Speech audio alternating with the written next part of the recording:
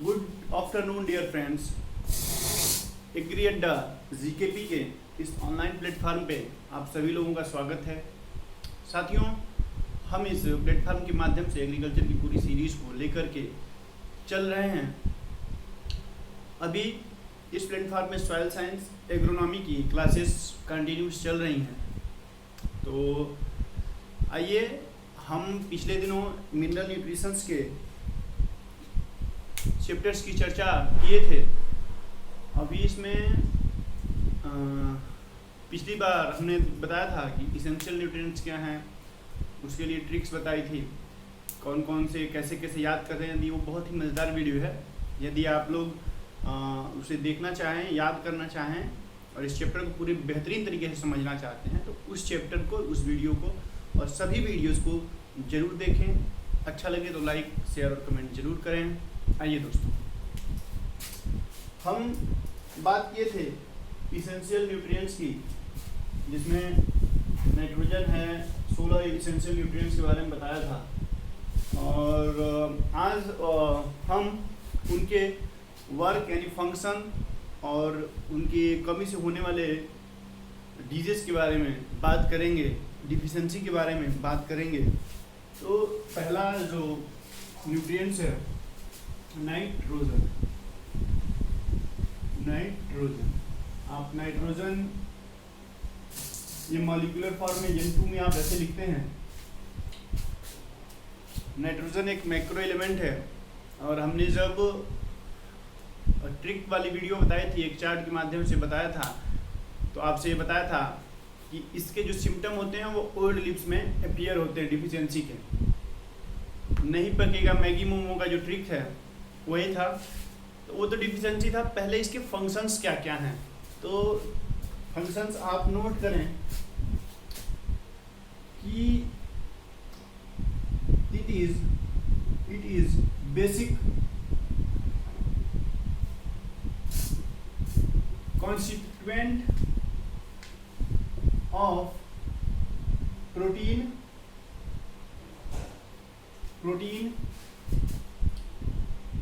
protoplasm,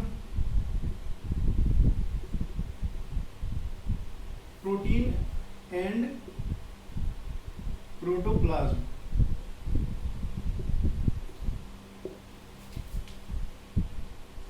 यह जो है वो बेसिक कॉन्स्टिट्यूएंट है, यानी प्रोटीन और प्रोटोप्लाज्म इससे मिल करके बने होते हैं। और न्यूक्लिक एसिड भी इससे मिल, प्रोटीन न्यूक्लिक एसिड, इधर आप न्यूक्लिक एसिड बढ़ा लीजिएगा, न्यूक्लिक एसिड एंड प्रोटोप्लाज्म इसका एक कॉन्स्टिट्यूएंट है, ठीक है। और ये करता क्या है, it regulates the growth of the plant,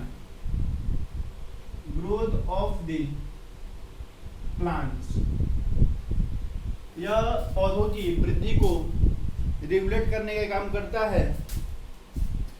और इसका काम क्या है, लीफी वेजिटेबल्स में जैसे पालक हो गई, मुख्य रूप से पालक स्पाइनेक, आप उसे देखते हैं तो जितनी चमकीली और बड़ी बड़ी पत्तियां, यानी जो अच्छी पत्तियां होती हैं वो इसी की देन होती है।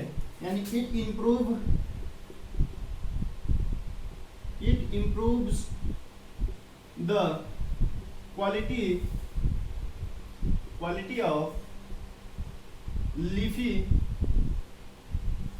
vegetables,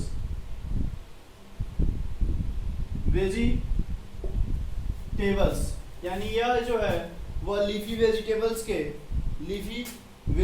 के क्वालिटी को बढ़ाने का कार्य करता है। जैसे इसका काम आप सिंपल समझ लीजिए कि नाइट्रोजन का जो प्राइमरी सोर्स है, फर्टिलाइजर के माध्यम से हम यूरिया देते हैं। तो यूरिया कब देते हैं, इसकी ग्रोथ को बढ़ाने के लिए यूरिया दिया जाता है, जिससे कि यह अच्छा प्रॉपर ग्रोथ करे, डेवलपमेंट करे, ठीक है।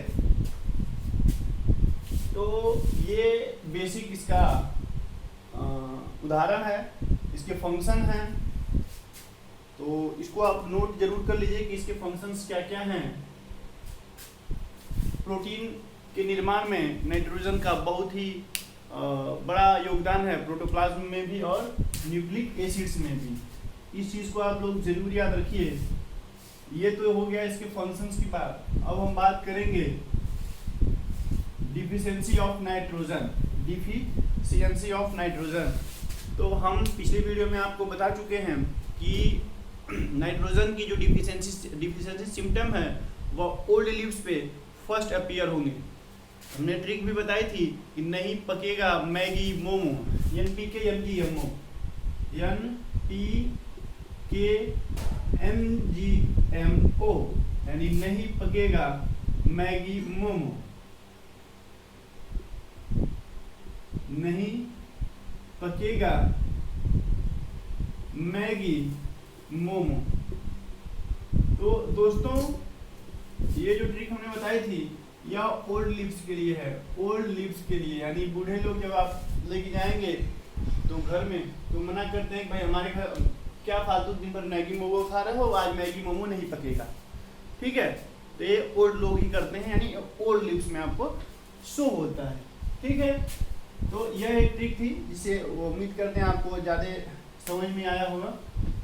तो नाइट्रोजन का क्या है ओल्ड लिप्स में, ओल्ड लिप्स में होता क्या है कि ये पीला पड़ने लगती हैं। पुरानी जो पत्तियां होती हैं, निचली पत्तियां, जैसे आप लोग यदि मान लीजिए ये पेड़ है, ये इसकी रूट्स हो गई, ये है, ठीक है,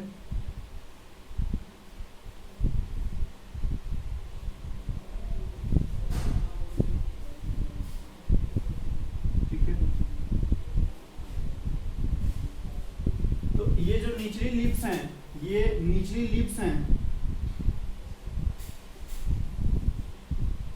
इसमें yellowish colour, pale yellow colour appear होगा। पेल येलो कलर जो होता है वो अपीयर होने लगता है नाइट्रोजन की डिफिशियंसी से। ठीक है, तो जैसे आप ऐसी तरह से पहचानते हैं, खेत में यदि आप गए और आपको पता लगाना है कि नाइट्रोजन की डिफिशियंसी है, तो किसी भी लीव्स को या किसी भी जब प्लांट्स को या क्रॉप किसी प्लांट्स को ऑब्जर्वेशन में रखते हैं, ऑब्जर्व करते हैं, तो जब उसकी लोअर लीव्स येलो दिखेगी आपको विदाउट डेड स्पॉट, तो वो हम मानते हैं कि ये मतलब कि नाइट्रोजन का डिफिशियंसी इसमें है। और जो किसान को यूरिया रिकमेंड आप करते हैं, भाई आप इसमें यूरिया को छिड़काव कीजिए। ठीक है, तो ये आपको समझ में आया होगा। फिर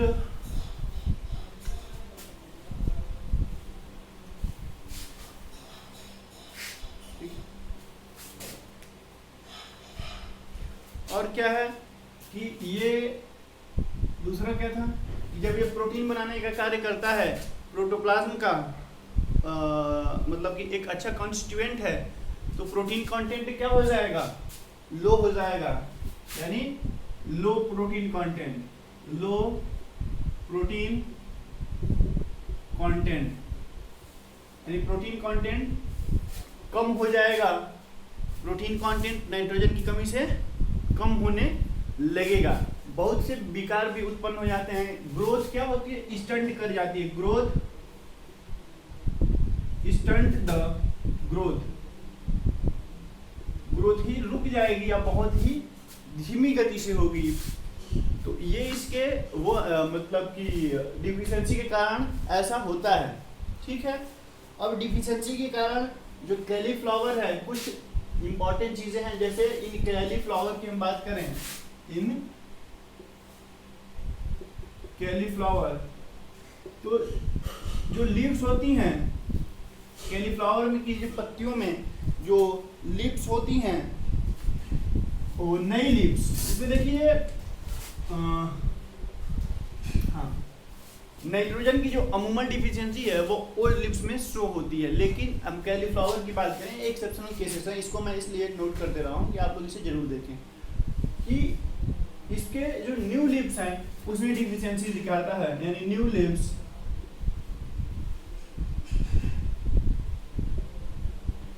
new leaves became yellow, new leaves became yellow, यानी नई जो पत्ती है इसके कारण क्या हो जाती है, येलो हो जाती है। ठीक है, इसी तरह से कॉफी में भी, इन कॉफी की बात करें,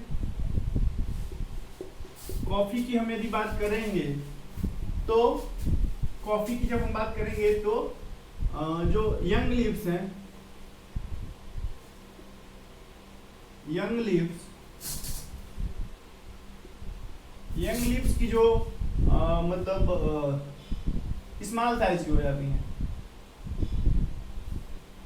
ठीक है, the size of the young leaves will be reduce. ठीक है, कॉफी में तो ये नाइट्रोजन की कमी के कारण इन दोनों में ऐसा होता है। कैलीफ्लावर में न्यू लीव्स में दिखाई देता है सिम्टम, और कॉफी में यंग लीव्स में दिखाई देता है। और हमने एक बात बताई थी कि जितने भी मोबाइल एलिमेंट हैं, गतिशील एलिमेंट हैं, उनकी जो डिफिशियंसी है वो पहले ओल्ड लीव्स में दिखाई देगी, इमोबाइल की न्यू लीव्स में दिखाई देगी। जैसे यदि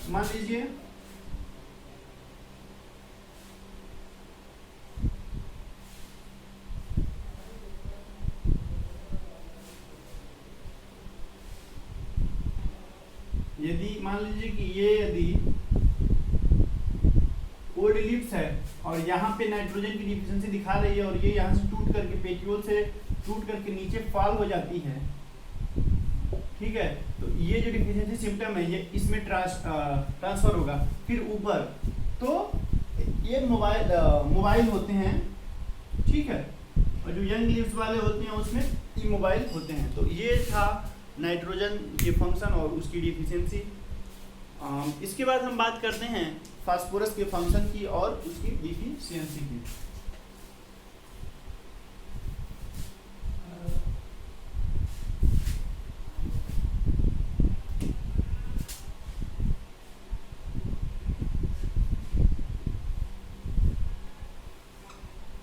फास्फोरस, तो दोस्तों फास्फोरस जो है वह पौधों की दानों के लिए और रूट्स के डेवलपमेंट के लिए बहुत ही ज़्यादा आवश्यक एलिमेंट है। ठीक है, तो ये जो है यह भी एक प्रोटीन का, लिपिड्स का, कार्बोहाइड्रेट्स का एक कॉन्स्टिट्यूएंट है।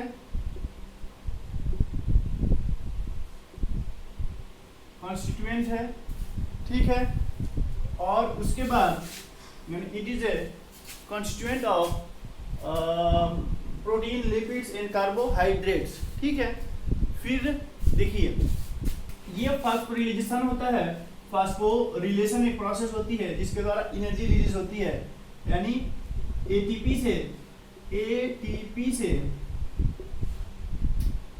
यहाँ पे कोई क्रिया होगी, एनर्जी के द्वारा इसका खंडन होगा और एडीपी का फॉर्मेशन होगा, यानी एटीपी से एडिनोसिन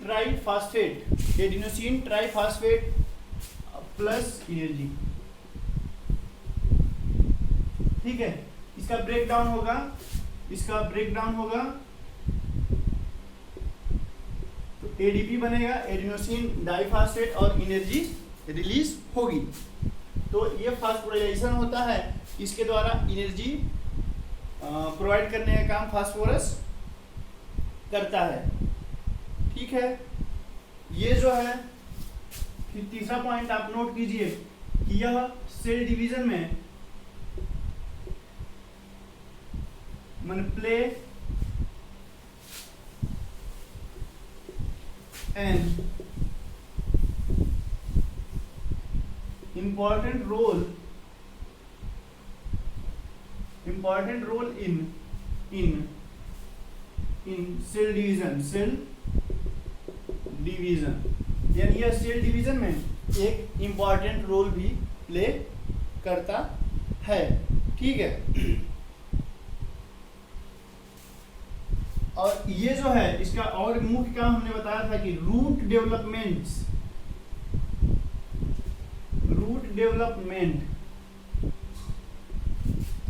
में यह इंपॉर्टेंट रोल प्ले करता है। अब रूट डेवलपमेंट में क्या करता है, यह इंपॉर्टेंट रोल प्ले करता है। ठीक है, ये इसके 4-5 फंक्शंस हमने आपको बता दिए।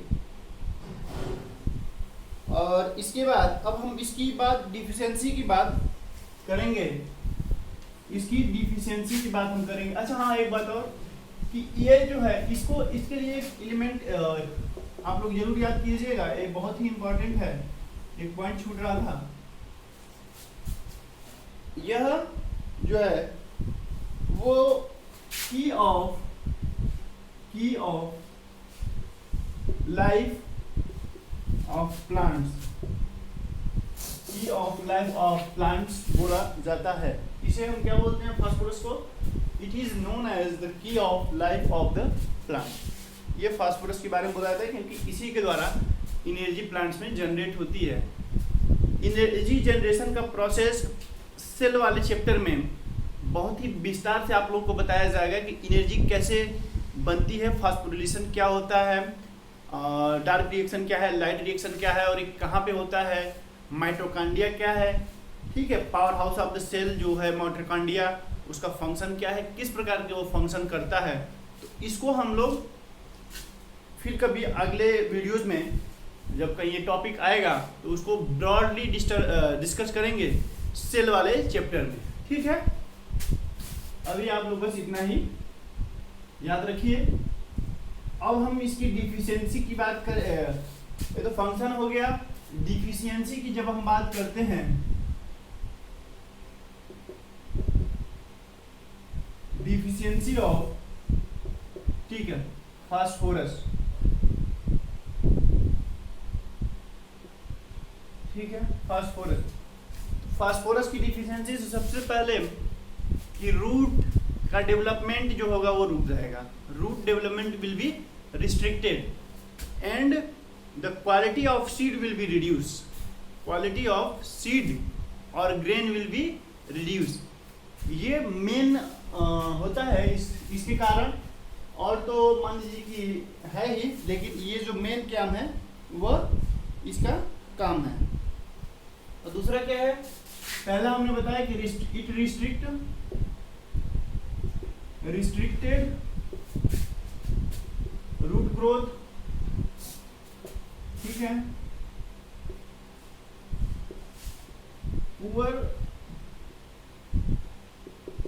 ग्रेन क्वालिटी, ठीक है, ग्रेन क्वालिटी पुअर होती है। तीसरा प्रीमेच्योर लीफ फॉल।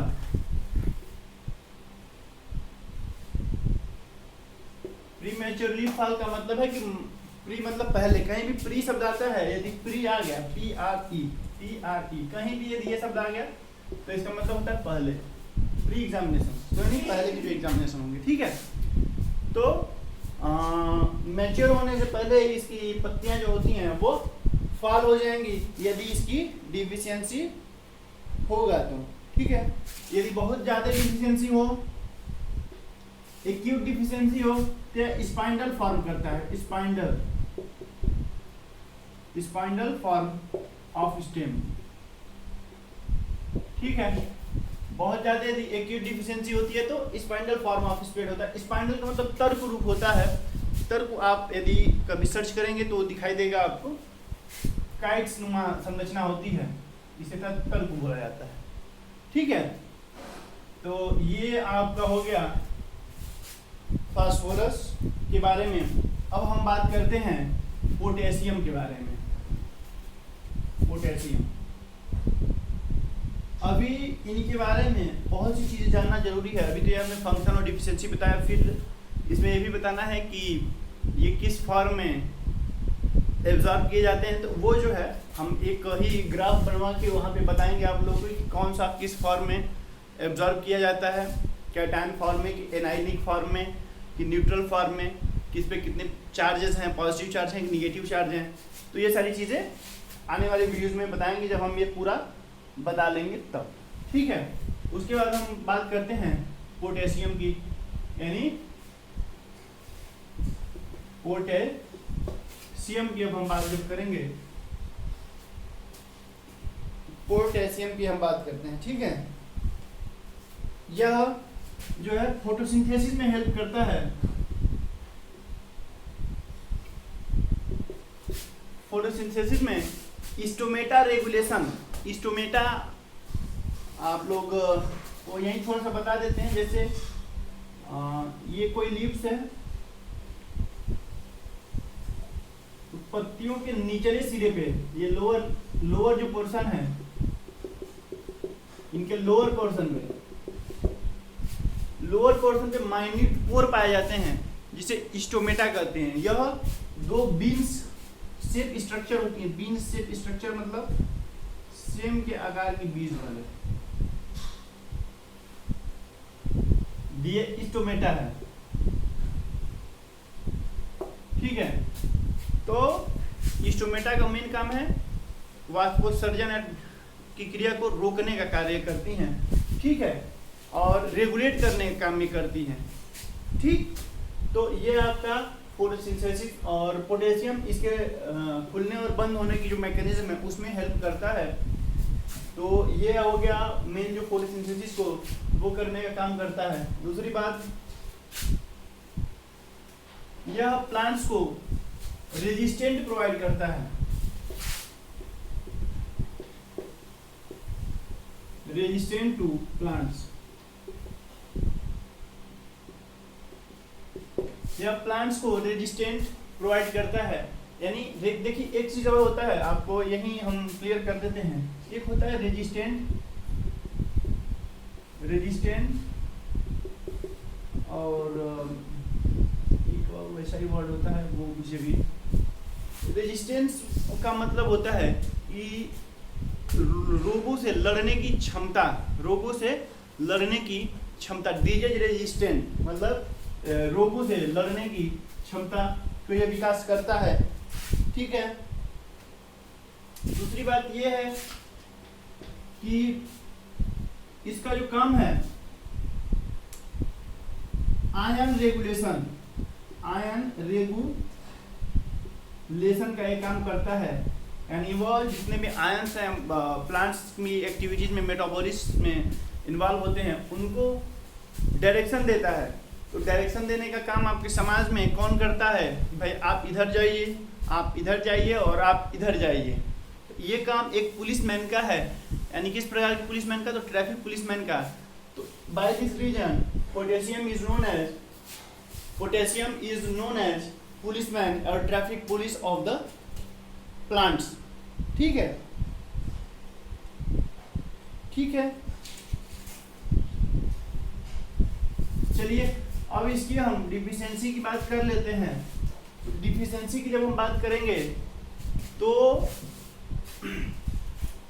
डिफिशियंसी की जब बात करेंगे तो इसकी कमी से स्टार्च जो होते हैं वो पतले हो जाएंगे, तने जो हैं वो पतले। जैसे एक कोई क्रॉप है, मान लीजिए ये कोई क्रॉप है, ठीक है, गेहूं ही है मान लो, ऐसे बेचिस पे लगा हुआ है, बहुत सारी पतले लगी हुई ग्रेन्स ऑफ द व्हीट, ठीक है, और ये इसका स्टॉक है इतना बड़ा था। ये स्टार्च जो है ना वो, ये स्टार्च जो है वो कमजोर हो जाएगा, यानी पतला हो जाएगा, यानी पतला हो जाएगा, पतला हो जाएगा। तो रिड्यूस द स्टार्च ग्रोथ, और जब ये पतला हो जाएगा तो इससे लॉजिंग की क्रिया या लॉजिंग की समस्या बढ़ जाएगी, यानी ये ढह जाएगा, यानी गिर जाएगा, ठीक है। फिर उसके बाद पोटेशियम की जब डिफिशियंसी होगी तो फोटोसिंथेसिस की जो क्रिया है वो अभी प्रभावित होती है।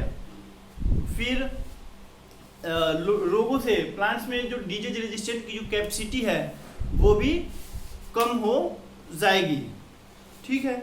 और rate of photosynthesis will be also reduce. तो साथियों, ये हमने आज एनपीके के बारे में आप लोगों को चर्चा किया, बताया ब्रीफली, और भी इसके बारे में आगे चर्चाएं होती रहेंगी।